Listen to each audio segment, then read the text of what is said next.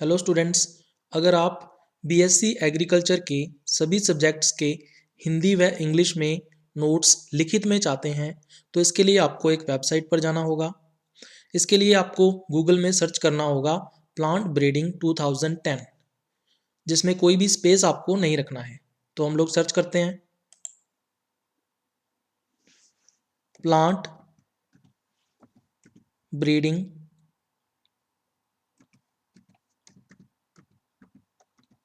2010 और उसके बाद आपको एंटर दबाना है।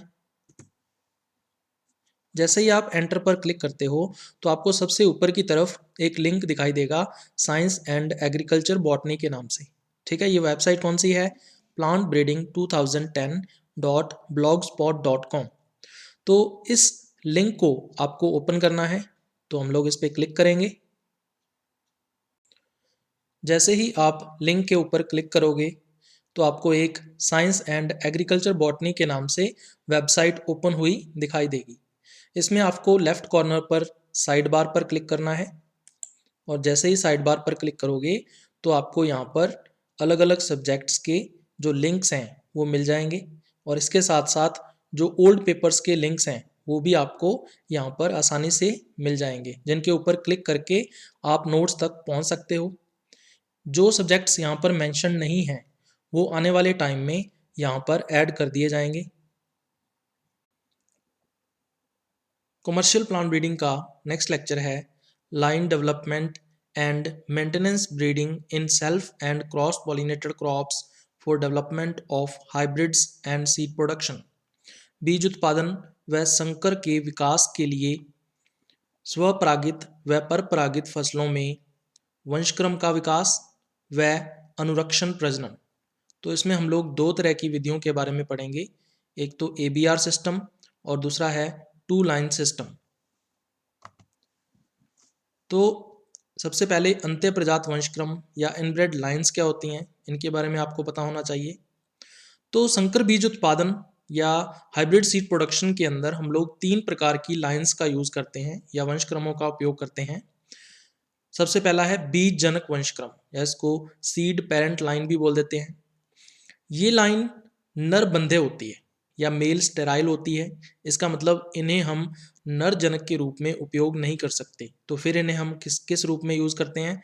मादा जनक के रूप में। तो फीमेल पेरेंट की तरह हम लोग सीड पेरेंट को यूज करते हैं। दूसरी लाइन है अनुरक्षक वंशक्रम या इसको मेंटेनर लाइन भी बोलते हैं। ये नर उर्वर होती है यानी मेल फर्टाइल होती है, इसलिए इसको नर जनक के रूप में या मेल पेरेंट के रूप में हम लोग हाइब्रिड सीड प्रोडक्शन में यूज करते हैं। तीसरी लाइन है पुनः स्थापक वंशक्रम या रिस्टोरर लाइन भी बोल देते हैं इसको। ये नर उर्वर यानी मेल फर्टाइल होती है, इसलिए हाइब्रिड सीड प्रोडक्शन में हम लोग इसको नर जनक के रूप में यानी मेल पेरेंट के रूप में इसका उपयोग करते हैं। अब ऊपर वाले ये तीनों के तीनों जो लाइंस हैं या वंशक्रम है ना, ये तीनों क्या है? अंत्य प्रजात वंशक्रम है या इनब्रेड लाइंस हैं। ठीक है, इनका विकास किस प्रकार से किया जाता है? स्व क्रॉस विधि के द्वारा यानी सेल्फिंग के द्वारा या सेल्फ क्रॉस मेथड के द्वारा इसका डेवलपमेंट किया जाता है। इनमें हम लोग करते क्या है? जनरेशन बाय जनरेशन या पीढ़ी दर पीढ़ी हम लोग लगातार बार बार स्वपरागण करवाते हैं यानी कि सेल्फिंग करवाते हैं। और ऐसा करने से क्या होता है? समयुग्मनजता या होमोजाइगोसिटी लगातार बढ़ती जाती है और हेट्रोजाइगोसिटी या विषम युग्मनजता लगातार कम होती जाती है। और अंत में जो अंत्य प्रजात वंशक्रम है या इनब्रेड लाइंस हैं वो डेवलप हो जाती हैं।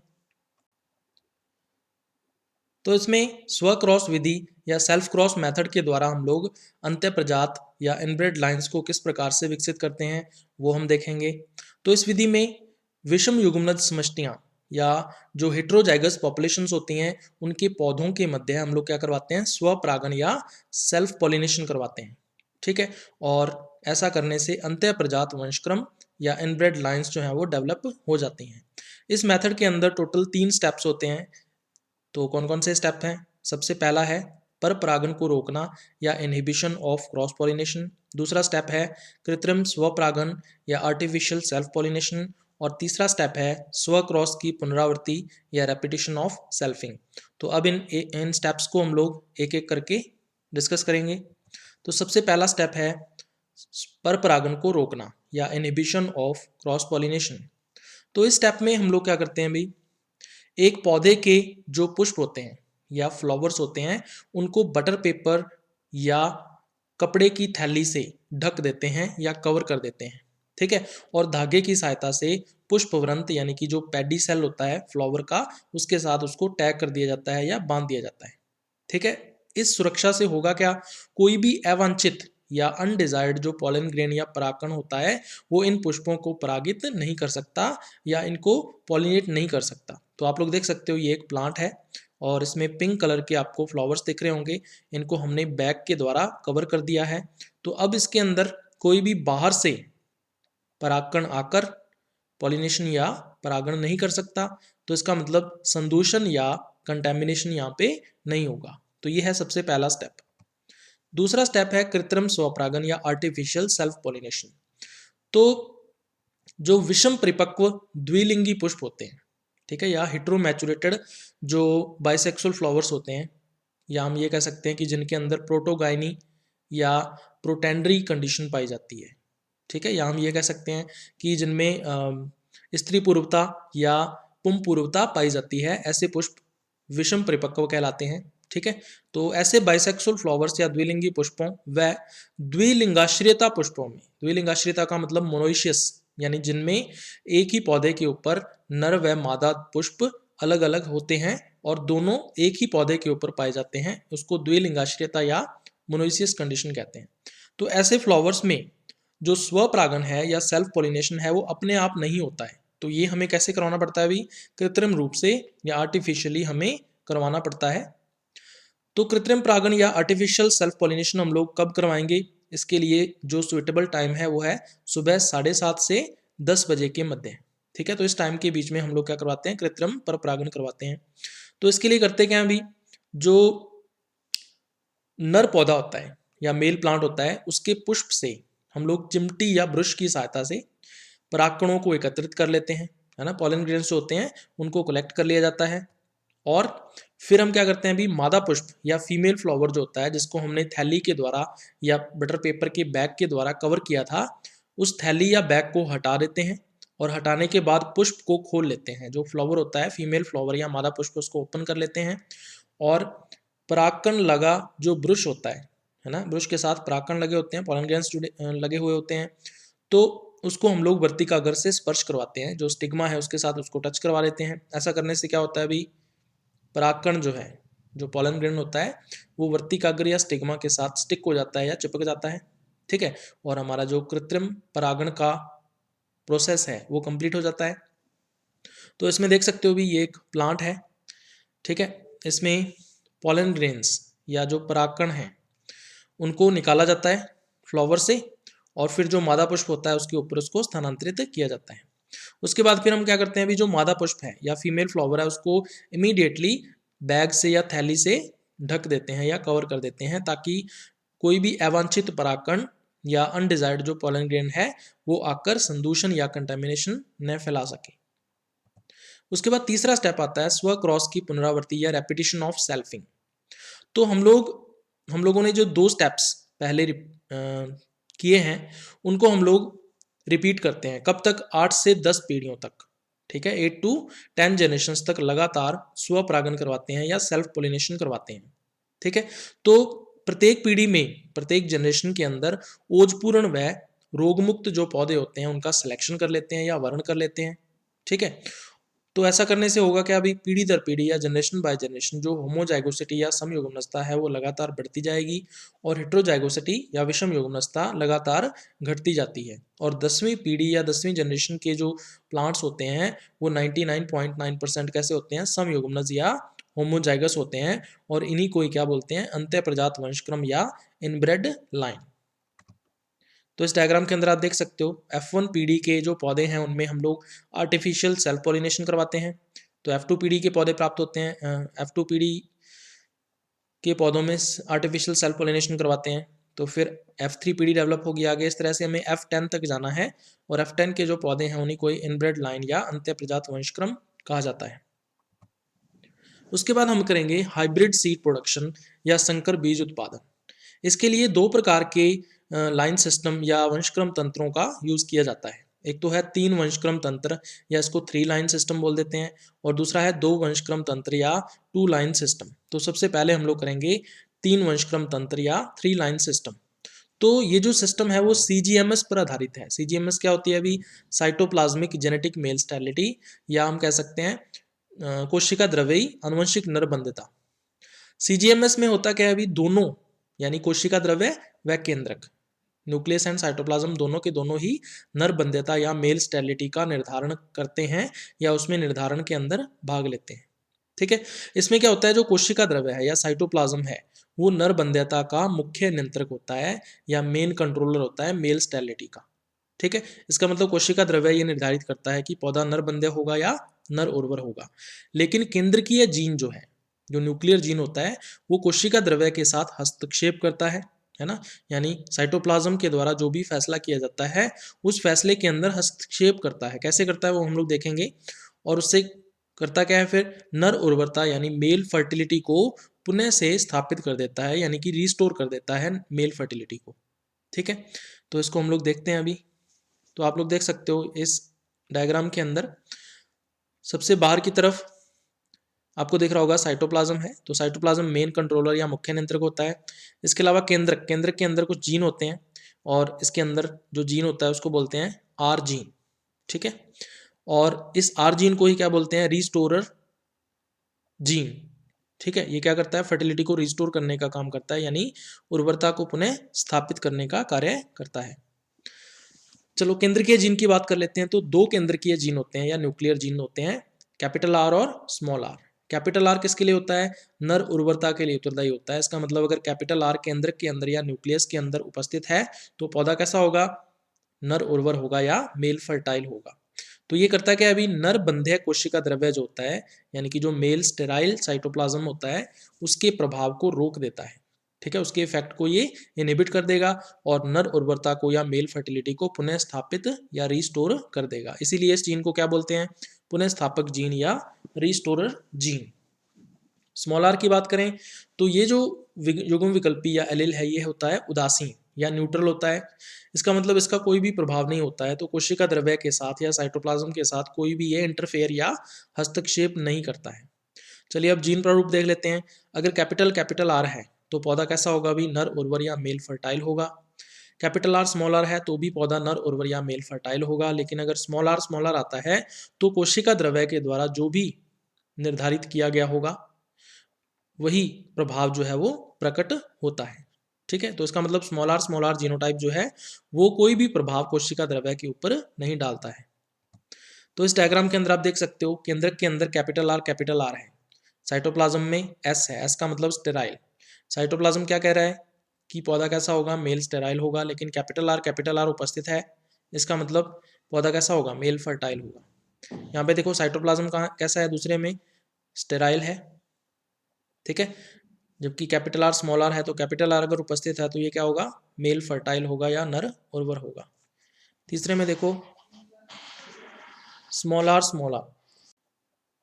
साइटोप्लाज्म इसका स्टेराइल है तो इसका मतलब जो प्लांट है वो कैसा होगा? मेल स्टेराइल होगा, क्योंकि स्मॉल आर जीनोटाइप साइटोप्लाज्म के ऊपर कोई भी प्रभाव नहीं डालता है। उसके बाद चौथे डायग्राम में देख सकते हो स्मॉल आर है, साइटोप्लाज्म एफ यानी फर्टाइल है, तो जो पौधा है वो कैसा होगा? मेल फर्टाइल या नर उर्वर होगा, क्योंकि स्मॉल आर जीनोटाइप साइटोप्लाज्म के ऊपर या कोशिका द्रव्य पर कोई भी प्रभाव नहीं डालता है। संकर बीज उत्पादन या हाइब्रिड सीड प्रोडक्शन के अंदर 3 लाइंस का या 3 वंशक्रमों का उपयोग किया जाता है, ए लाइन, बी लाइन और आर लाइन। ए लाइन की बात करें तो इसके जो पौधे हैं वो कैसे होते हैं? नर बंध्य या मेल स्टेराइल होते हैं, और इनका यूज हम लोग करते हैं मादा जनक के रूप में या फीमेल पेरेंट के रूप में। इस वंशक्रम के जो पौधे होते हैं उनके अंदर डिजायर्ड कैरेक्टर्स उपस्थित होते हैं, जो भी वांछित लक्षण हैं वो उपस्थित होते हैं, और इसको बीज जनक वंशक्रम या सीड पेरेंट लाइन के नाम से भी जाना जाता है, क्योंकि हम लोग जो सीड्स को कलेक्ट करते हैं संकर बीज उत्पादन में वो ए लाइन के पौधों से ही किए जाते हैं। उसके बाद दूसरा बी लाइन की बात करें तो इसके पौधे नर उर्वर होते हैं यानी मेल फर्टाइल होते हैं, तो इनका उपयोग हम लोग किसके रूप में करते हैं? नर जनक के रूप में या मेल पेरेंट के रूप में इसका यूज करते हैं। इसको अनुरक्षक वंशक्रम भी कहा जाता है, यानी मेंटेनर लाइन भी इसको बोला जाता है। क्यों? क्योंकि इसका उपयोग हम लोग करते हैं ए लाइन के अनुरक्षण के लिए। ठीक है, ए लाइन के पौधों के अनुरक्षण के लिए हम लोग बी लाइन का उपयोग करते हैं, इसीलिए इसको अनुरक्षक वंशक्रम या मेंटेनर लाइन भी कहते हैं। कैसे अनुरक्षण करते हैं ये हम लोग आगे पढ़ेंगे। ए लाइन जो है उस बी लाइन जो है वो ए लाइन के पौधों की क्या होती है, समजीनी होती है। ठीक है, अर्थात ए लाइन और बी लाइन के जो पौधे हैं उनका जो जीन प्रारूप है, ठीक है, या आनुवंशिक रूप से दोनों के दोनों कैसे होते हैं, एक समान होते हैं, तो सेम जीन प्रारूप होता है। तो ए व बी वंशक्रमों में केवल नर बंध्यता जीन का ही अंतर होता है। ठीक है, ए लाइन के पौधे नर बंधे होते हैं और बी लाइन के पौधे नर उर्वर होते हैं। बाकी का जो जीन प्रारूप है वो आइडेंटिकल होता है, 100% एक समान होता है। ठीक है, तो ये चीज़ आपको यहाँ पे ध्यान में रखनी है। उसके बाद तीसरा है आर लाइन। आर लाइन के पौधे कैसे होते हैं भी, नर उर्वर या मेल फर्टाइल होते हैं। ठीक है, इनका यूज़ हम लोग किस रूप में करते हैं, नर जनक के रूप में या मेल पेरेंट के रूप में इसका यूज़ किया जाता है। इसको रीस्टोरर लाइन या पुनःस्थापक वंशक्रम भी कहा जाता है, क्योंकि इसका जो यूज़ है वो संकर पौधों में नर उर्वरता को, यानी मेल जो हाइब्रिड प्लांट्स हैं उनमें मेल फर्टिलिटी को रीस्टोर करने के लिए या पुनःस्थापित करने के लिए किया जाता है। तो इस वंशक्रम के पौधों में वांछित लक्षण पाए जाते हैं, जो भी डिजायर्ड कैरेक्टर्स होते हैं वो इस लाइन के प्लांट्स में देखने को मिलते हैं। इसे परागजनक वंशक्रम भी कहा जाता है। ठीक है, या इसको पॉलन पेरेंट भी कहते हैं। पॉलन पेरेंट लाइन के नाम से भी इसको जाना जाता है, क्योंकि परागकण जो है वो आर लाइन के पौधों से ही लिए जाते हैं संकर बीज उत्पादन के अंदर। तो इसमें ए लाइन का अनुरक्षण या मेंटेनेंस कैसे किया जाता है, तो इसमें हम क्या करते हैं भाई, जो ए लाइन के पौधे होते हैं उनका क्रॉस करवाया जाता है बी लाइन के पौधों के साथ। ठीक है, इस क्रॉस में ए लाइन जो है उसके पौधों को मादा जनक के रूप में या फीमेल पेरेंट की तरह यूज करते हैं, और बी लाइन के जो पौधे होते हैं उसको नर जनक की तरह या मेल पेरेंट की तरह यूज किया जाता है। क्योंकि जो ए और बी लाइन्स होती हैं इनके पौधे क्या होते हैं, समजीनी होते हैं या आइसोजेनिक होते हैं। इसका मतलब दोनों का जीन प्रारूप एक समान होता है। इसलिए जब हम क्रॉस करवाते हैं तो ए लाइन का जो जीन प्रारूप है या जीनोटाइप है वो परिवर्तित नहीं होता है। ठीक है, और लक्षण जो है वो भी परिवर्तित या चेंज नहीं होते हैं। ठीक है, तो आप डायग्राम में देख सकते हो ए लाइन के जो पौधे हैं वो कैसे हैं, अभी मेल स्टेराइल हैं तो इसको मादा जनक की तरह यूज करेंगे। बी लाइन के पौधे मेल फर्टाइल हैं तो इसको नर जनक की तरह यूज करेंगे। दोनों में क्रॉस करवाया तो जो हमें पौधे प्राप्त होंगे वो ए लाइन के पौधों को ही प्रदर्शित करेंगे, और पौधे कैसे होंगे, मेल स्टेराइल या नर बंधे होंगे। दूसरा है अनुरक्षण खेत या मेंटेनेंस फील्ड। हम लोग किस प्रकार से जो लाइंस हैं पौधों की वो रखेंगे, तो इसमें ए व बी वंशक्रम के जो पौधे हैं उनकी पंक्तियां जो हैं उनको पंक्तियों में उगाया जाता है, और उन पंक्तियों का जो अनुपात है यानी कि जो प्लांटिंग रेशियो है वो कितना रखा जाता है, 4:2। ठीक है, तो इस डायग्राम के अंदर आप देख सकते हो इसमें ब्लैक कलर की आपको लाइंस दिख रही होंगी। ये ए लाइन की रोज है, कितनी है, 4 है। तो 4 पंक्तियां हमें ए लाइन पौधों की उगानी है, उसके बाद फिर 2 पंक्तियां हमें बी लाइन पौधों की उगानी है। तो ग्रीन कलर की डॉटर दिख रही होंगी आपको। फिर से 4 लाइन चार जो पंक्तियां हैं वो ए लाइन प्लांट्स की, 2 पंक्तियां बी लाइन प्लांट्स की, फिर से 4 पंक्तियां ए लाइन प्लांट्स की, फिर से 2 पंक्तियां बी लाइन प्लांट्स की। इस तरह से अल्टरनेटिवली या एकांतरित रूप से हम लोग मेंटेनेंस फील्ड या अनुरक्षण खेत में ए और बी लाइन पौधों की पंक्तियों को उगाते हैं। आफ्टर मैच्योरिटी या परिपक्वता के पश्चात जो बीज हैं या सीड हैं वो हमेशा ए लाइन के पौधों से ही प्राप्त किए जाते हैं, क्योंकि सीड पेरेंट कौन सा है, ए लाइन है। उसके बाद संकर बीज उत्पादन या हाइब्रिड सीड प्रोडक्शन की बात कर लेते हैं। तो इसके लिए ए लाइन के पौधों का क्रॉस करवाया जाता है आर लाइन के पौधों के साथ। तो इसमें इस क्रॉस के अंदर जो ए लाइन के पौधे हैं उनको मादा जनक के रूप में या फीमेल पेरेंट की तरह यूज किया जाता है, जबकि जो आर लाइन के पौधे हैं उनको नर जनक के रूप में या मेल पेरेंट की तरह यूज किया जाता है। संकर बीजों को जब हम उगाते हैं तो उनको उगाने से संकर पौधे विकसित होते हैं, और वो संकर पौधे कैसे होंगे भी, नर उर्वर होंगे या मेल फर्टाइल होंगे, क्योंकि जो आर लाइन है, ठीक है, उसका जो पुनःस्थापक जीन होता है या रिस्टोरर जीन होता है वो नर उर्वरता को फिर से स्थापित कर देता है या मेल फर्टिलिटी को फिर से रिस्टोर कर देता है। तो इस डायग्राम में आप देख सकते हो भी ए लाइन जो है इसके पौधे कैसे हैं, अभी मेल स्टेराइल हैं या नर बंदे हैं, तो मादा जन की तरह इसको यूज करेंगे। इसका क्रॉस करवाएंगे आर लाइन के साथ, पौधे कैसे हैं, मेल फर्टाइल हैं तो इसको नरजन की तरह यूज़ करेंगे। दोनों में क्रॉस करवाया तो ए लाइन से जो हमें बीज एकत्रित करेंगे उनको हाइब्रिड सीड या संकर बीज बोलेंगे। अगले वर्ष या नेक्स्ट सीजन में जब हम हाइब्रिड सीड्स को उगाएंगे तो हमें हाइब्रिड प्लांट्स मिलेंगे, और ये हाइब्रिड प्लांट्स कैसे होते हैं, मेल फर्टाइल या नर उर्वर होते हैं। संकर बीज खेत या हाइब्रिड सीड फील्ड की बात कर लेते हैं। तो इसमें प्लांटिंग रेशियो या रोपण अनुपात कितना रखना है, तो ए व आर लाइन के जो पौधे होते हैं उनकी पंक्तियों का जो अनुपात है वो 4:2 रखा जाता है। तो इस डायग्राम में देख सकते हो 4 पंक्तियां ए लाइन पौधों की, फिर 2 पंक्तियां आर लाइन पौधों की, फिर 4 पंक्तियां ए लाइन पौधों की, फिर से 2 पंक्तियां आर लाइन पौधों की, फिर से 4 पंक्तियां ए लाइन पौधों की, और फिर से 2 पंक्तियां आर लाइन पौधों की। इस तरह से एकांतरित रूप से या अल्टरनेटिव रूप से हम लोग फील्ड के अंदर या खेत के अंदर ए व आर लाइन के पौधों को पंक्तियों में उगाते हैं। जब मैच्योरिटी हो जाती है, परिपक्वता आ जाती है, तो जब बीज हैं वो हमें किससे प्राप्त करने हैं, ए वंशक्रम के पौधों से ही एकत्रित करने हैं, क्योंकि ए लाइन को क्या बोलते हैं हम लोग, सीड पेरेंट बोलते हैं, बीज वंशक्रम बोलते हैं। तो बीज इसी से प्राप्त किए जाते हैं, और ये जो बीज प्राप्त होंगे हमें, ये 100% क्या होंगे, संकर बीज या हाइब्रिड सीड होंगे। उसके बाद दूसरा वंशक्रम तंत्र या लाइन सिस्टम हम लोग करेंगे। दो वंशक्रम तंत्र या 2 लाइन सिस्टम इसको बोल देते हैं। तो ये जो सिस्टम है वो जीएमएस पर आधारित है या जेनेटिक मेल स्टेरिलिटी, आनुवंशिक नरबंध्यता पर आधारित है। तो इसमें 3 प्रकार की नरबंध्यता या मेल स्टेरिलिटी का यूज किया जाता है। पहली है रासायनिक उत्प्रेरित नरबंध्यता या CIMS यानी केमिकली इंड्यूस्ड मेल स्टेरिलिटी।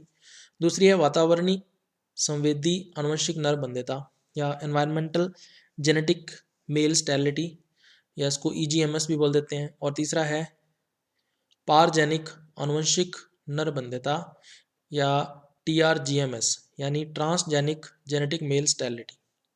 तो इनको एक एक करके हम लोग डिस्कस करेंगे। सबसे पहले रासायनिक उत्प्रेरित नरबंध्यता या CIMS। तो कुछ केमिकल्स या रसायन भी ऐसे होते हैं जो नरबंध्यता उत्पन्न करते हैं, ठीक है।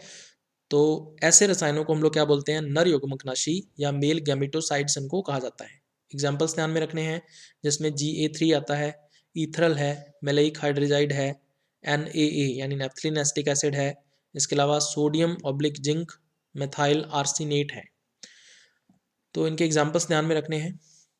तो इसमें हम क्या करते हैं, अभी एक प्लांट जो है उसको हम लोग इनमें से किसी भी एक रसायन के द्वारा या केमिकल के द्वारा ट्रीट करवाते हैं, उपचारित करवाते हैं। ऐसा करने से क्या होता है, पौधे के जो परागकण है या पॉलन ग्रेन्स हैं वो निष्क्रिय हो जाते हैं, ठीक है, या डेड हो जाते हैं, और पौधा क्या बन जाता है, नरबंध्य बन जाता है। ये जो रसायन या केमिकल हैं ये अपूर्ण नरबंध्यता उत्पन्न करते हैं, यानी कि इनकम्प्लीट मेल स्टेरिलिटी डेवलप करते हैं प्लांट के अंदर, ठीक है। यानी पौधे के 100% जो परागकण हैं वो डेड या निष्क्रिय नहीं होते हैं, ठीक है, कुछ परागकण फिर भी जीवित रह जाते हैं, इसलिए इसको क्या बोलते हैं, अपूर्ण या इनकम्प्लीट मेल स्टेरिलिटी। तो इन रसायनों से हमें कई बार पौधे को उपचारित करना पड़ता है, ट्रीट करवाना पड़ता है, तब जाके हमें रिजल्ट प्राप्त होते हैं। इन रसायनों का साइड इफेक्ट भी होता है।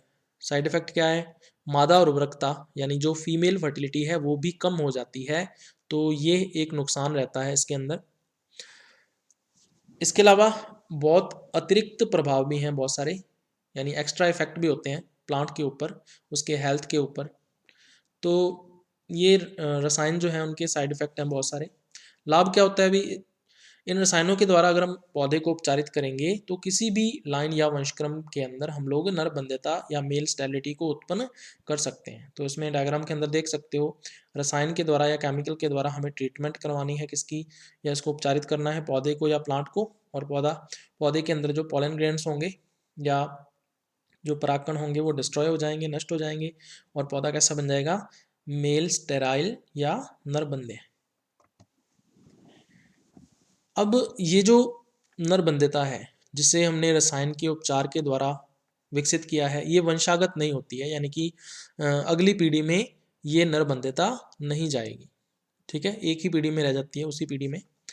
चाइना के अंदर या चीन में इस नरबंध्यता का यूज़ किया जाता है, इस मेल स्टेरिलिटी का यूज़ करते हैं, किसमें, संकर धान के बीज के उत्पादन में, जो हाइब्रिड पैडी होता है या राइस होता है उसके सीड प्रोडक्शन में इसका यूज़ जो है वो किया जाता है। उसके बाद दूसरा हम लोग करेंगे वातावरण संवेदी आनुवंशिक नरबंधता या EGMS यानी environmental sensitive genetic male sterility.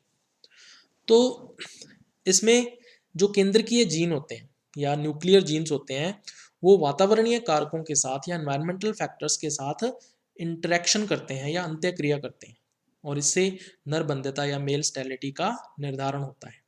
धान या राइस के अंदर संकर बीज उत्पादन में EGMS का जो यूज है वो किया जाता है। एग्जाम्पल बासमती प्रकार, जैपोनिका प्रकार, है ना, बासमती टाइप या जैपोनिका टाइप बोल देते हैं इंग्लिश में इसको। अब ये EGMS जो है वो ये दो टाइप की होती है। एक तो है तापमान संवेदी आनुवंशिक नरबंधता या TGMS यानी temperature sensitive genetic male sterility, और दूसरी है दीप्तिकाल संवेदी आनुवंशिक नरबंधता या PGMS इसको बोल देते हैं यानी photo period sensitive genetic male sterility. तो इनको एक एक करके हम लोग देखते हैं। सबसे पहले है तापमान संवेदी आनुवंशिक नरबंधता या TGMS यानी temperature sensitive genetic male sterility. इसका जो यूज है वो किया जाता है ट्रॉपिकल कंट्रीज के अंदर, उष्ण कटिबंधीय जो देश होते हैं वहाँ पर क्या होता है, बड़े तापमान परिवर्तन होते हैं यानी कि लार्ज टेम्परेचर चेंजेस जो हैं वो देखने को मिलते हैं। ठीक है, अगर टेम्परेचर या तापमान 28 डिग्री सेंटीग्रेड से कम है तो जो पौधा है वो क्या होगा, पूर्ण रूप से नर उर्वर होगा या मेल फर्टाइल होगा। इसका मतलब जो भी वो परागकण या पॉलन ग्रेन्स उत्पन्न करेगा वो जीवित होंगे और सक्रिय होंगे। जबकि अगर तापमान 30 डिग्री सेंटीग्रेड या उससे भी अधिक हो जाए तो पौधा जो है वो पूर्ण रूप से नर बंध्य हो जाता है या पूर्ण रूप से मेल स्टेराइल हो जाता है।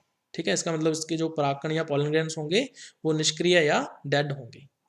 तो इस डायग्राम में देख सकते हो less than 28 degree centigrade temperature, तापमान अगर 28 डिग्री सेंटीग्रेड से कम है तो कंप्लीट मेल फर्टाइल यानी पूर्ण नर उर्वर, और अगर 30 डिग्री सेंटीग्रेड से ज़्यादा है तापमान या टेम्परेचर तो कंप्लीट मेल स्टेराइल या पूर्ण रूप से नर बंध्य है।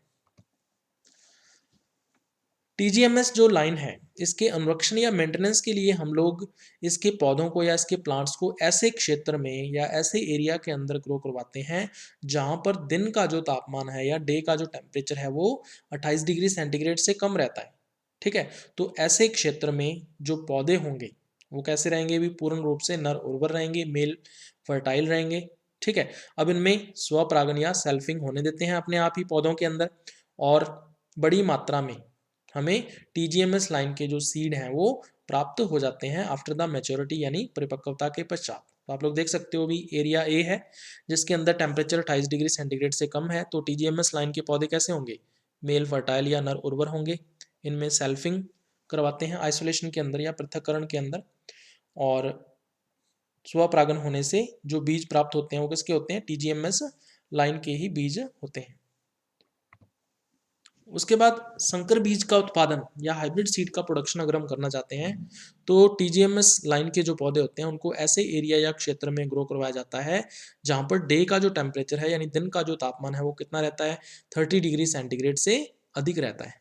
तो ऐसे टेम्परेचर पर ऐसे क्षेत्र में जो पौधे हैं वो कैसे होंगे, भी पूर्ण रूप से नर बंध्य होंगे या मेल स्टेराइल होंगे। ठीक है, तो इनको हम लोग मादा जनक के रूप में या फीमेल पेरेंट के रूप में यूज करेंगे और इसका क्रॉस करवाएंगे किसके साथ, सामान्य नर उर्वर वंशक्रम के साथ, जो नॉर्मल मेल फर्टाइल लाइन होती है उसके साथ क्रॉस करवाएंगे। और जब परिपक्वता हो जाएगी, मैच्योरिटी आ जाएगी, तो TGMS लाइन के जो पौधे हैं उनसे बीजों को या सीड्स को कलेक्ट कर लेते हैं और वही संकर बीज या हाइब्रिड सीड्स होते हैं।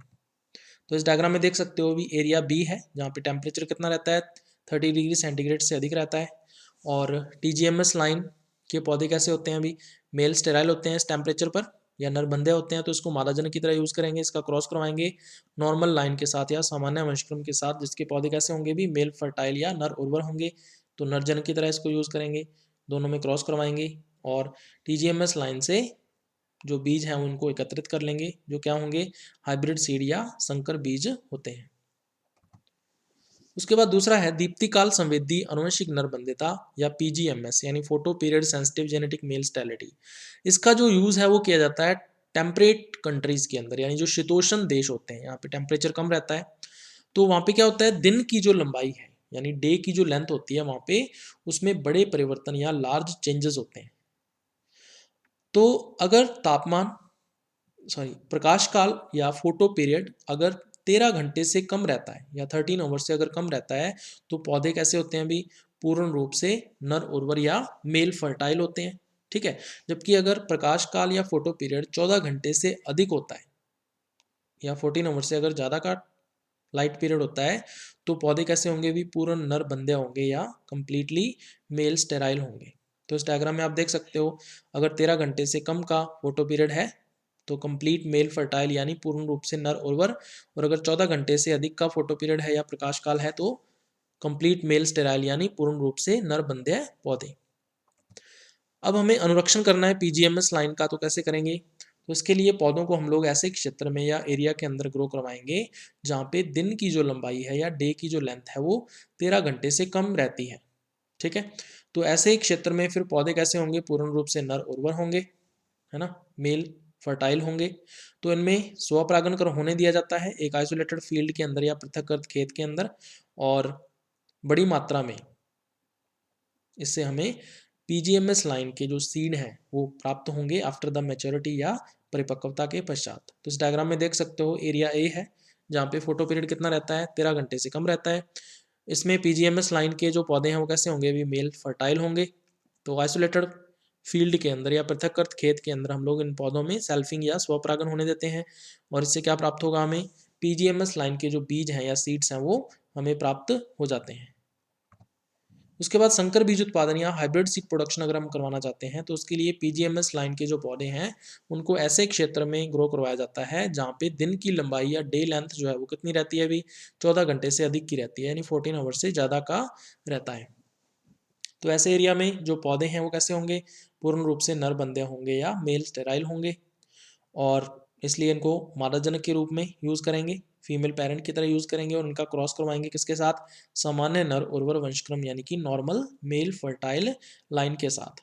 ठीक है, और जब मैच्योरिटी आ जाएगी, परिपक्वता आ जाएगी, तो हम लोग पीजीएमएस जो लाइन होती है उसके पौधों से बीज प्राप्त कर लेंगे, और यही बीज क्या होंगे, भी संकर बीज या हाइब्रिड सीड होते हैं। तो इसको डायग्राम से देख लेते हैं। अभी यह है एरिया बी। तो फोटो पीरियड जो है वो 14 घंटे से अधिक है इस एरिया के अंदर। तो इस कंडीशन में जो पीजीएमएस लाइन के पौधे हैं वो कैसे होंगे, भी मेल स्टेराइल या नर बंदे होते हैं, तो इसको मादाजन की तरह यूज़ करते हैं। इसका क्रॉस करवाएंगे नॉर्मल लाइन के साथ या सामान्य वंशक्रम के साथ जिसके पौधे कैसे होते हैं, नर उर्वर या मेल फर्टाइल होते हैं, तो इसको नरजनक की तरह यूज़ करेंगे। दोनों में क्रॉस करवा के पीजीएमएस लाइन से बीजों को प्राप्त कर लेंगे जो क्या होंगे, संकर बीज या हाइब्रिड सीड्स होते हैं। उसके बाद नेक्स्ट हम लोग करेंगे पारजेनिक आनुवंशिक नर बंध्यता, या इसको बोल देते हैं TRGMS यानी ट्रांसजेनिक जेनेटिक मेल स्टेरिलिटी। तो इसमें हम क्या करते हैं, अभी जो आनुवंशिक अभियांत्रिकी तकनीक है यानी जेनेटिक इंजीनियरिंग की जो टेक्निक है उसके उपयोग से दो पारजीनों को यानी ट्रांसजीन्स को, दो ट्रांसजीन्स लेते हैं और उनको परागकोशों की टैपिटम में अभिव्यक्त करवाते हैं। टैपिटम क्या होती है, अभी परागकोशों को न्यूट्रिशन या पोषण देने का कार्य करती है। ठीक है, ये दोनों के दोनों ट्रांसजीन्स या पारजीन करते क्या हैं, दोनों में से जो एक है वो नर बंध्यता के लिए होता है, ठीक है, यानी परागकणों को नष्ट करने के लिए होता है, और दूसरा जो है वो संकरण के पश्चात नर उर्वरता को पुनः स्थापित करने के लिए होता है। दूसरा जो ट्रांसजीन होता है वो मेल फर्टिलिटी को रिस्टोर कर देता है आफ्टर द हाइब्रिडाइजेशन या संकरण के पश्चात। तो इसको हम लोग देखेंगे आगे। तो एक जीवाणु से दो ट्रांसजीन्स या दो पारजीन जो है वो प्राप्त किए जाते हैं। इनके नाम आपको ध्यान में रखने हैं। पहला है बार्नेज जीन और दूसरा है बारस्टर जीन। बार्नेज जीन की बात करें तो यह ट्रांसक्रिप्शन और ट्रांसलेशन करता है, यानी अनुलेखन व अनुवादन करता है, और क्या बनाता है, आरएनएज बनाता है। और ये जो आरएनएज है यही नर बंध्यता को उत्पन्न करने का कार्य करता है। बारस्टर जीन की बात करें तो ये भी ट्रांसक्रिप्शन व ट्रांसलेशन करता है, यानी अनुलेखन व अनुवादन करता है, और क्या बनाता है, एक इनहिबिटरी प्रोटीन बनाता है। और ये इनहिबिटरी प्रोटीन क्या करती है, बार्नेज जीन के द्वारा जो आरएनएज बनाया गया है ना, ये वाला आरएनएज, इसको निष्क्रिय करके, इसको इनएक्टिवेट करके नर उर्वरता को पुनः स्थापित या मेल फर्टिलिटी को रिस्टोर करने का कार्य जो है वो इसके द्वारा किया जाता है। तो इस डायग्राम में आप देख सकते हो हमें बैक्टीरिया से एक दो ट्रांसजीन्स लेने हैं, एक तो है बार्नेज जीन और दूसरा है बारस्टर जीन। बार्नेज जीन ट्रांसक्रिप्शन ट्रांसलेशन करता है, आरएनएज बनाता है, और आरएनएज का काम क्या है, प्रोड्यूस मेल स्टेरिलिटी या नर बंध्यता को उत्पन्न करना। और दूसरा है बारस्टर जीन। बारस्टर जीन ट्रांसक्रिप्शन और ट्रांसलेशन के द्वारा क्या बनाता है, इनहिबिटर प्रोटीन बनाता है। और ये इनहिबिटर प्रोटीन क्या करेगा, इस आरएनएज को इनहिबिट कर देगा, रोक देगा, जिससे नर बंध्यता उत्पन्न नहीं होगी। तो फिर क्या उत्पन्न होगा, नर उर्वरता या मेल फर्टिलिटी। तो इस प्रकार मेल फर्टिलिटी रिस्टोर या पुनः स्थापित हो जाती है। तो जब सरसों की एक जाति में बार्नेज जीन, या हम कह सकते हैं कि सरसों की एक बार्नेज जीन युक्त जो जाति होती है, ठीक है, एक जाति सरसों की ऐसी है जिसमें बार्नेज जीन है, उसका हम लोग क्रॉस करवाते हैं किसके साथ, दूसरी जाति के साथ जिसमें बारस्टर जीन है, ठीक है। तो जो प्राप्त संकर बीज हैं उनको अगर अपने उगाते हैं तो जो पौधे संकर पौधे प्राप्त होते हैं वो कैसे होते हैं, नर उर्वर या मेल फर्टाइल होते हैं। तो इस डायग्राम के अंदर आप देख सकते हो भी दो वेराइटीज हैं या दो किस्में हैं, वेराइटी ए और वेराइटी बी। एक में बार्नेज जीन है, दूसरे में बारस्टर जीन है। जिसमें बार्नेज जीन है वो कैसा होगा, मेल स्टेराइल होगा या नर बंध्या होगा पौधा, तो उसको फीमेल पेरेंट यानी मादा जनक की तरह यूज करेंगे। और जिसमें बारस्टर जीन है वो नर उर्वर होगा, मेल फर्टाइल होगा, उसको नर जनक की तरह यूज करेंगे, दोनों में क्रॉस करवाएंगे तो हमें हाइब्रिड सीड या संकर बीज प्राप्त हो जाएंगे। और इन संकर बीजों को जब हम नेक्स्ट सीजन में या नेक्स्ट ईयर इनको उगाएंगे तो हमें जो संकर पौधे प्राप्त होंगे वो नर उर्वर या मेल फर्टाइल प्राप्त होते हैं। तो ये था अभी अपना आज का लेक्चर।